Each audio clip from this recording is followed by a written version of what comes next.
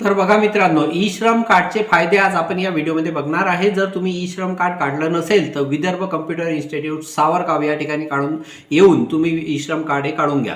तर ई श्रम कार्डचे फायदे असे आहे की जर तुम्हाला दवाखान्यामध्ये सुद्धा त्याचं काम पडत आहे, तुम्हाला आयुष्यमान भारत कार्ड तुमच्याकडे असेल तर यासोबत तुम्हाला ई श्रम कार्ड सुद्धा त्या ठिकाणी मागतात आणि सरकारी योजनेचा कुठलाही लाभ घ्यायचा असेल त्यासाठी सुद्धा तुम्हाला ई श्रम कार्ड मागतात।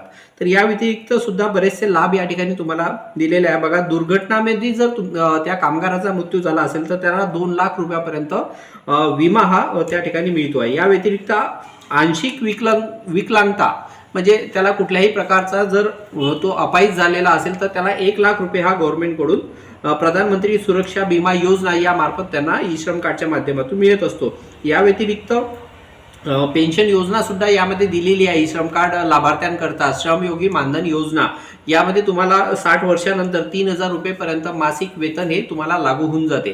तर यासाठी काही पैसे तुम्हाला मोजके पैसे त्या ठिकाणी भरावे लागतात, पण फार चांगली योजना ही ई श्रम कार्डच्या माध्यमातून मिळालेली आहे। या व्यतिरिक्त कोरोनासारखं एखादी महामारी जर तुम्हाला आलेली असेल किंवा आपल्या भारतामध्ये आली तर सरकारतर्फे तुम्हाला त्याचं बेनिफिट तुम्हाला मिळणार आहे। म्हणजे गव्हर्नमेंट पाशी हा तुमचा संपूर्ण डाटा त्या ठिकाणी आहे आणि हे एक युनिव्हर्सल आयडी कार्ड आहे आणि फ्रीमध्ये हे कार्ड सीएससी केंद्रावर तुम्ही बनवू शकता किंवा घरबसल्या सुद्धा तुम्ही बनवू शकता। तर या पद्धतीची माहिती आहे मित्रांनो। व्हिडिओ आवडला असेल तर व्हिडिओ लाईक करा, चॅनलला सबस्क्राईब करा आणि इतर लोकांना शेअर करा।